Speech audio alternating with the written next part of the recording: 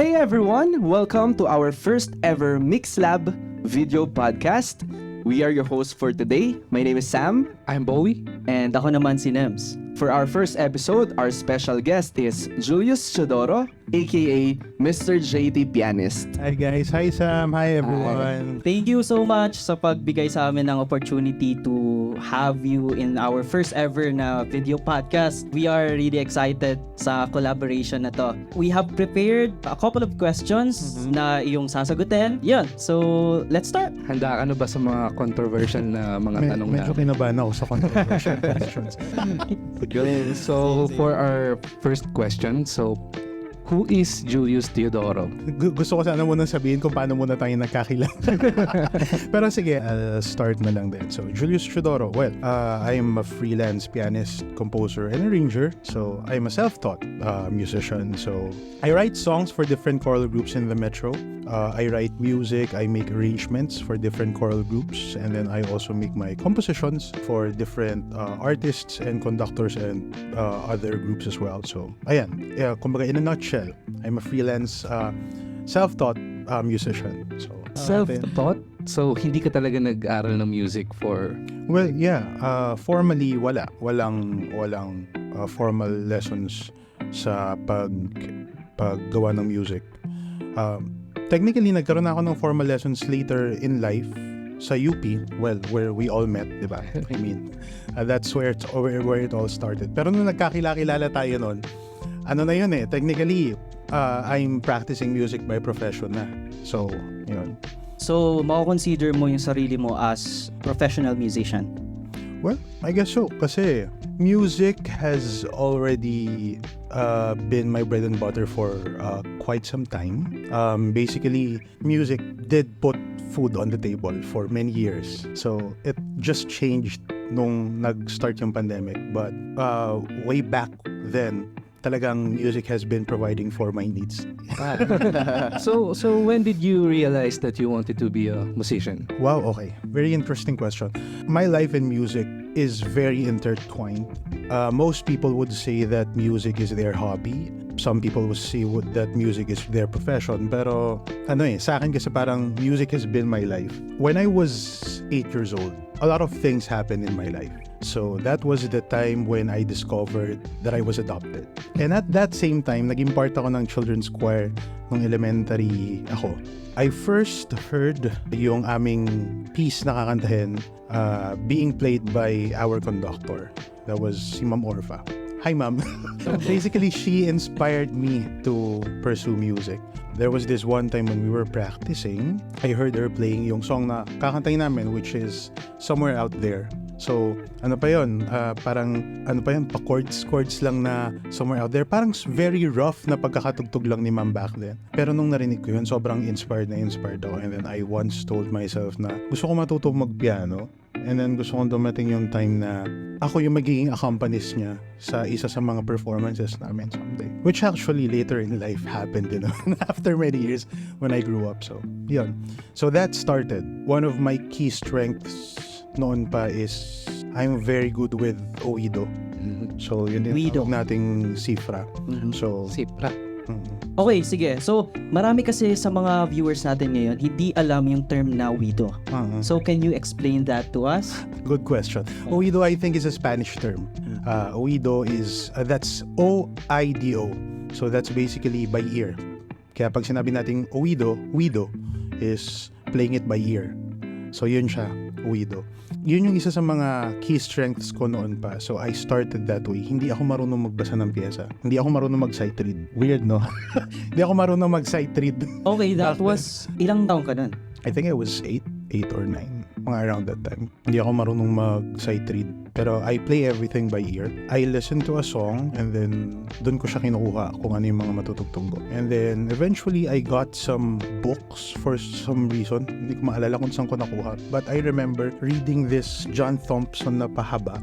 Parang meron kami yan dito sa... Parang meron kayo dito na.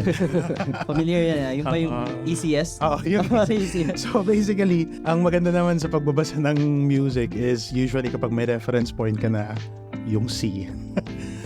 makukuha mo na yung ibang part. So that's where I started to learn. Pero it took many years bago ako natuto mag-sight read, and then bago ko nakuha yung expertise na meron ako right now sa pagtugtog ng piano. And then from there, the passion just grew. It grew stronger as years passed by, and here we are now. This is Julius being a pianist. So when did you start to compose, or when did you start to be a composer? Kailan mo siya na-realize na gusto ko mag-compose? Good question. Actually, now that you mentioned it, I remember nung elementary ako, I wrote a composition na pinarinig ko kay Ma'am Orfa. Kaso hindi ko na maalala yung composition. Pero officially, I think it started when I was 16 years old, when I first joined a songwriting competition. That was Macau songwriting competition held by the Macau Government Tourism Office. Basically, my theme, which is yung Macau tourism, and then I wrote a song for that. Tapos yung mga kalaban ko, mga hindi music major actually. Kasi back then, I was in college na back then in Pamantasan ng Luzon ng Maynila. Ang course ko is computer engineering. Yung kalaban ko, IT. So siya yung naging second, tapos ako yung naging first. That was my first songwriting competition, and then we got published sa newspaper noon, sa Daily Inquirer. Meron pa ako nung clippings nandun ako, payat pa ako noon, many pounds away. Dun siya nag-start. Pero I write what is pleasant to my ears. And then eventually, nung nasa UP na tayo, nung music theory na tayo, dun ko na-realize na, kaya pala, ito pala kasi siya. So eventually, doon ko na-realize na yun pala yung mga theory na aaralin ko rin or may encounter ko sa UP. Pero back then, it was basically kung ano yung pleasant sa tenga ko. And I think naman most musicians, especially yung mga nag-leave ng mark sa history, that's how they started diba? Yeah. Kung ano yung pleasant sa tenga nila. May follow-up question ako dun kasi nagulat ako na self-taught ka. Parang honestly kasi dun sa talent mo, nung nadatnan kita sa church, siya yung pianist namin. So parang si Kuya Julius, ang impression ko sa kanya talagang aral sa music. Kasi how he play piano talagang iba ibang level. Isa ka sa best pianist na napakinggan ko. Thank you. That means a lot. Di kasi syempre iba yung factor pag since bata ako. Saka somehow, na-inspire mo rin ako talaga mag-aral ng piano. Kaya siguro ang follow-up question ko regarding sa parang anong advice mo sa mga gusto matuto mag-piano? Like, paano yung naging technique mo? Tsaka ako, may additional din ako na question or follow-up. Si Sam, gusto niyo malaman kung ano yung advice mo sa mga gusto matuto mag-piano? For example, ako, gusto ko matuto mag-piano. Like, paano ko sisimulan? Parang gano'n. Ako naman, may follow-up question is, paano maging magaling na sight Yun. reader? Kasi pianist Connected ako. yun Connected yun sa yung dalawa. Okay, Kasi ako, pianist ako guys. And I've been playing the piano for like 5 or 6 years now. Pero, hindi ko talaga magawang mag-sight read ng mabilis. Lalo yung pag nilagyan ako ng piyesa sa harap, hindi ko siya kayang tugtugin ng on the spot. Kailangan ko siyang aralin siguro ng maraming beses bago ko siya ma-play talaga ng perfect. Pero kakaiba kasi to si JT guys. Grabe yung yung skill niya pagdating sa sight reading. So now, we want to ask you or we want to know paano ba yung mga tips mo dyan or... Well, okay, sige. Dahil ang dami ng question. I-compartmentalize natin, Ang tip or advice na mabibigay ko sa gustong mag-start mag-piano, alamin mo kung gaano mo kagustong matutunan yung pagtugtog. Kasi mararamdaman mo siya sa sarili mo if it is just a phase. Kumbaga sa gutom, is it a hunger or is it a craving? Kasi in music, akala ng iba, and I know you guys would agree, akala ng iba when you play, the playing is very easy. Pero what they see is just like the tip of the iceberg. Yung leading dun sa skill na na-practice mo at piniperform mo, there's a lot of things that happens in between, diba? First is, alamin mo kung gaano mo ka gustong matutong magpiano. And then, if decided ka na gusto mo talaga, that's where everything comes in. So, kung yung step-by-step process at yung first step na pwede mong gawin is number 1, decide kung gusto mo bang bound ng pagbabasa ng pyesa or to be able to play by ear. Usually naman, most people start they play by ear. So, try to listen and then try mong i-replicate kung ano yung naririnig mo. Now, you can compound that with the idea na pwede kang magbasa-basa ng mga basic piano books. I mean, John Thompson. So, John Thompson, pwede yun. Doon mo matetest kung hanggang gaano mo ka gustong matuto mag-piano. From there, your curiosity and your interest would guide you kung ano yung susunod mong gagawin. And it's gonna be different with every pianist.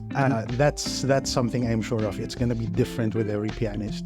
Mag-iiba siya depende sa kung ano yung gusto mong matutunan na next eh. Kasi I know some people who are trying to learn the piano na nagsa-start sila by ear pero mostly pop songs. Yung iba naman they're trying to learn the piano, nagbabasa sila ng John Thompson, na tumutugtog sila ng mga basic na sonatinas. So may iba-ibang path. Meron namang mix. So kung yung first advice, alamin mo kung gaano mo ka gustong tumugtog ng piano. Balik naman tayo dun sa second Good question. Ayan na. Okay, so second question, sight reading. Excited dito ako. Excited ako. Ano pala, thank you so much for that very helpful advice. Kasi for sure, it's mga listeners natin talagang ang dami dyan gustong matuto mag-piano pero parang may takot. Alam mo yun, parang may kaba na parang di naman ako gagaling, parang ganun. Pero with your words, talagang naramdaman ko maraming ma-inspire mag-piano.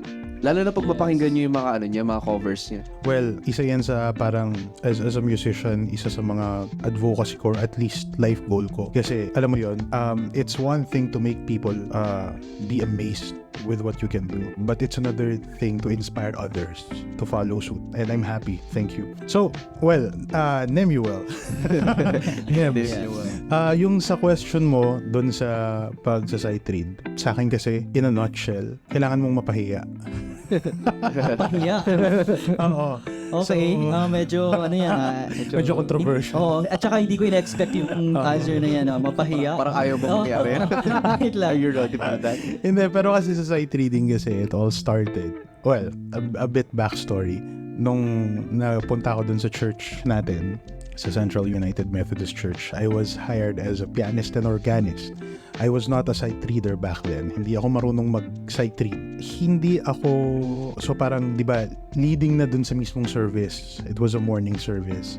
So, wala pa ako nung kung ano yung tutugtugin na hymns or whatsoever. And then, pag upo ko dun sa organ, yung conductor namin, binaba niya yung hymn na. And then, pinakita niya lang sa akin yung hymn. So, ano na po gagawin ko dito? Tapos, in fairness naman yung congregation, kumanta naman sila. Pero ako parang, sa sobrang tulala ako, naka-hold lang yung kamay ko, and then naka-press lang yung A. The hymn was Holy Holy, by the way. So, di ba, very simple. Pero, naka-press lang yung A, tas nakatulala lang ako habang kumakanta yung congregation. And then after nun, pinakilala ako.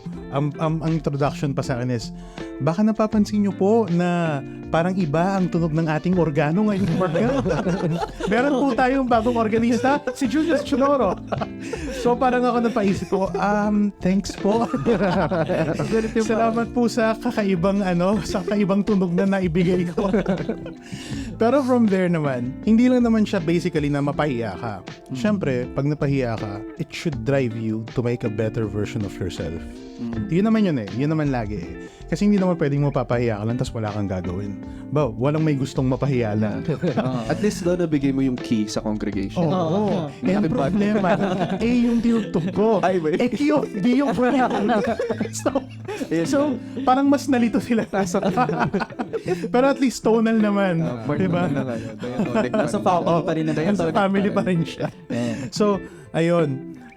What happened naman after that is every Saturday, I would go to the church. Back then kasi piniprint namin yung liturgies. It was printed by a third party. Hindi namin piniprint sa church. So, dumarating yung printed liturgies ng Saturday evening. So, pupunta ako doon para kunin yung liturgy and then babasahin ko yung liturgy ahead of time bago mag-umaga para hindi ako tulala. Para alam mo yung songs Para na kakanta. And then, yon pinapractice ko siya. And then, yung conductor ko noon back then, si Tito Joy. Hi, Tito Joy Nilo.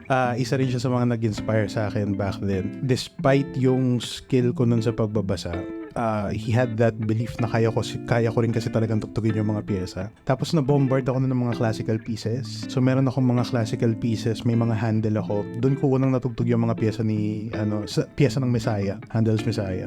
So For Unto Us a Child is Born, It Shall Purify, Hallelujah Chorus. So ang ginagawa ko back then, inaaral ko siya as in talagang masinsinang pagpapractice. Pati yung runs.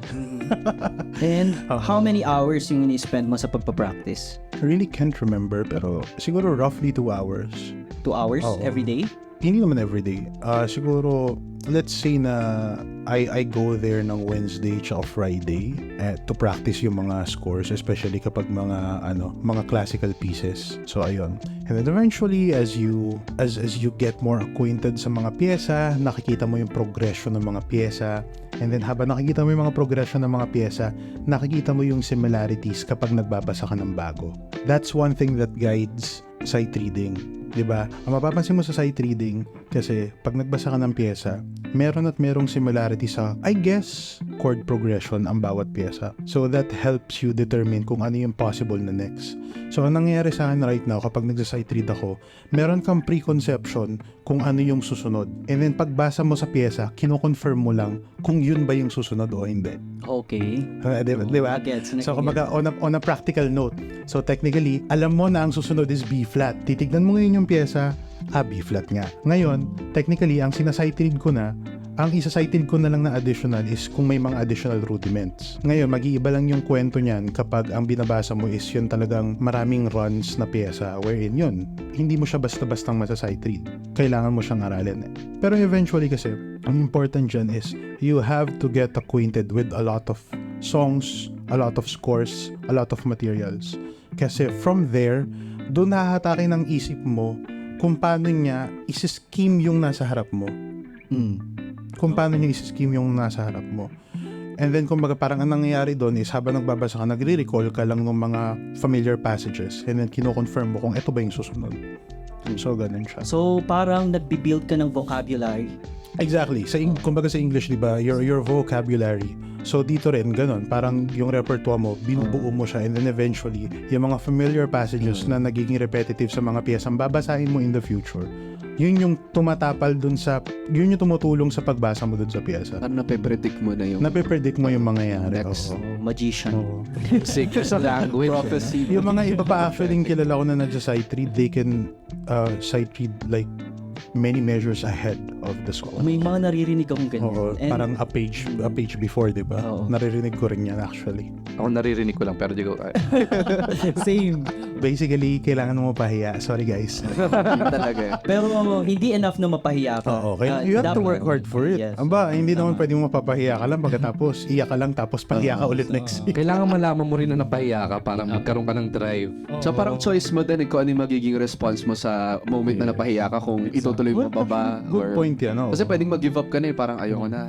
Ayoko na pwede mapahiya kasi- ulit. Pwede ka ma-dissuade eh. It's Yeah, either you get discouraged. dissuaded or you get persuaded eh. Pero yung sa'yo, parang ano yun, na-challenge kayo na parang I need to be better, ganun. Oo, kasi at the end of the day, di ba, parang dito nga eh, katulad dun sa first step na sinabi ko kanina, gaano mo kagustong tumugtog ng piano? Gaano kalalim yung drive sa'yo na maging pianista? Because if it's just a phase, the moment na mapahiya ka, you're gonna give up. Alis ka na. Ayaw mo na. Hindi mo rin pagpapatuloy. Hindi mo na ipagpapatuloy yun. Pero kung gusto mo talaga, it's a part of the process eh. Diba? It's gonna be a part of the process. After mong pahiya, gather yourself up, practice, make sure na pag humarap ka ulit sa audience, ready ka na. Tama. True.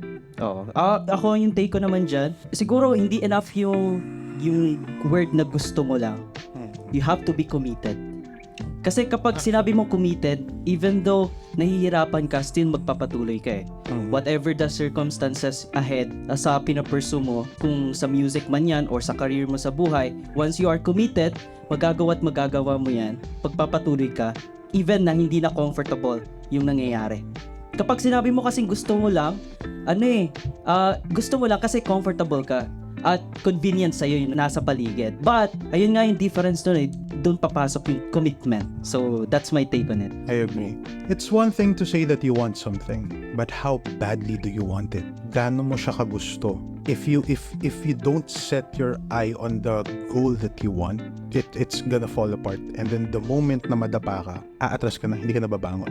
Uwi ka na. So, I agree. Commitment. It's a question between do you want it or are you committed Yes. to do it?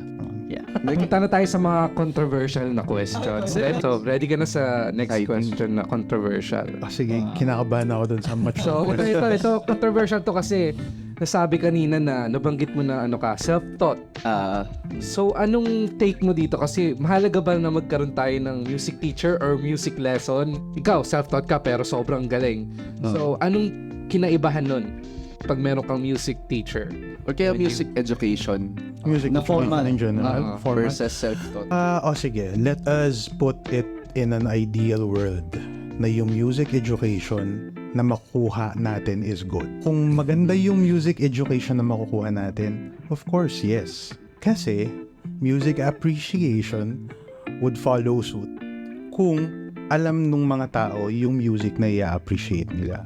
So, it's like art appreciation, parang humanities. One thing kasi na napapansin ko sa current music education that we have, especially kung yung general lang, say for example, sa mga secondary and primary schools, kumbaga parang supplementary subjects pa lang siya. I guess I would just say na meron pang rooms for improvement for the music education. So for example, I'm pretty sure aware kayo dun sa nag-viral na yung pagbibilang ng whole note, half note, and quarter note, na binilang yung whole note tas tig-isa and then yung half note tig-isa pa rin. Gumawa rin ako ng video about that. Not to demean or not to insult the teacher, but at least to correct it. Kasi imagine, may batang manonood and then iti-take ng bata yung video na yan as truth. Imagine lalaki siya na yun yung alam niya. Yun yung mahirap eh. Pero to answer the question, of course, I believe naman na dapat music education is a need. Honestly, if I had the chance to study music, if I had the finances, if I had, alam mo yun, if I was born with the ability to have formal training, I would still have. But I did not. Doon pumasok yung idea ko na, but I still want to learn eh. I want to make music. Music is in my veins. Music is in my soul. And regardless kung magkaroon ako ng formal education or not, I want to be able to play. So na-push through siya. Pero back then, if I had the chance, I would have gone to a music school. Things would have been different. Things would have been different, the process would have been different, but one thing would remain the same. I would be a musician. Very Mabuhay ang musiko. Totoo yan, mabuhay. Musicians. Musikong Pilipino. Kaya parang wala talagang hadlang Parang hindi Oo. excuse na hindi ko afford mag-aral ng Oo. music. So In may fairness, another way yung self-taught. Sobrang helpful talaga. And we have a living example, guys. Yeah. Pero sabi nga ni Julius, mahalaga pa rin. Kung may chance siya. Kung may chance, oo. Kung may chance na magkaroon ka ng formal training, why not? Imagine yun kung may talent ka na and then nalinang pa nung formal education, imagine how limitless your future would be. Kasi when you think about it, di ba kasi the formal education builds the skill. Imagine meron ka ng talent tapos na-build pa yung skill mo. Ang amazing nun. Ang amazing. Nakakabigla yung mga mature questions. So, eto na, no next question. Yun. Ano kaya yun? Medyo controversial to eh. So, totoo ba? Ay, ano ba? Ano yun? Totoo bang hindi ka kayang isustain ng music alone? Oh my gosh. Very fresh. Well, simple answer. Hindi totoo na hindi ka kayang i-sustain ang music. I was in college 2009. First year, 2010, I think, was when I won yung sinabi ko Macau Songwriting Competition. Doon palang ramdam ko na I was taking engineering pero ang sinalihan kong competition is a songwriting competition. Napakalayo sa field. So medyo 'di ba parang ramdam na natin na baka hindi ka para baka hindi ka para dito. So back then some circumstance led me to stop yung pagka-college ko. Basically naging out of school youth ako noon. So for a lack of a better term, so I tried to work sa BPO, nag-call center ako noon, and then I stayed sa call center for some time. I was diagnosed with hypertension, stage 2. So ayun, I had to stop. Now the question is, saan tayo kukuha ng pera? Kasi wala kang work na stable. So from there, I became a full-fledged musician na. And it was able to feed me for many years until the pandemic struck. So, okay siya. I mean, was able to finance my needs.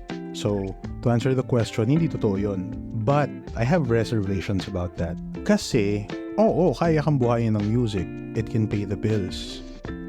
Nung nag-pandemic, I was forced to go back to the call center industry. Kasi, para sa mga freelancers, wala naman tayong SAP eh. True. And nung pandemic, talaga nag-close yung... nag-close. Lahat ng gigs canceled. So, nag-BPO ako. And then, it continued for many years. Work from home pa nun. 2020. And then, noong 2023, tsaka late 2022, the project started pouring back in. Ito na yung question. Kasi may mga projects na ulit. Pero nagtatrabaho ka pa sa BPO. So, dalawa. Meron kang pumapasok na finances and then meron kang pumapasok sa projects mo. That's when the realization came in. Ang sarap din pala ng feeling na yung kinikita mo sa compositions and arrangements mo, hindi mo kailangan ipambayad ng Meralco. Hindi mo kailangan ipambayad ng utilities. So what's happening is that yung kita ko sa BPO, pambayad ko sa utilities. Yung kita ko sa project, akin yun. Auto. So though it is nice, or though it is possible for music to sustain you, I would understand why some people would advise you to get another profession. Not because music cannot sustain you, but because it would be nicer to have like something that pays the bills, something that pays the routinary things, so that when you make music because you want to, not because you have to earn.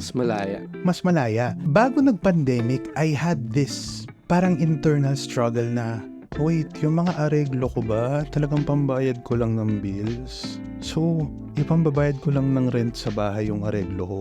Especially kapag compositions, masakit siya.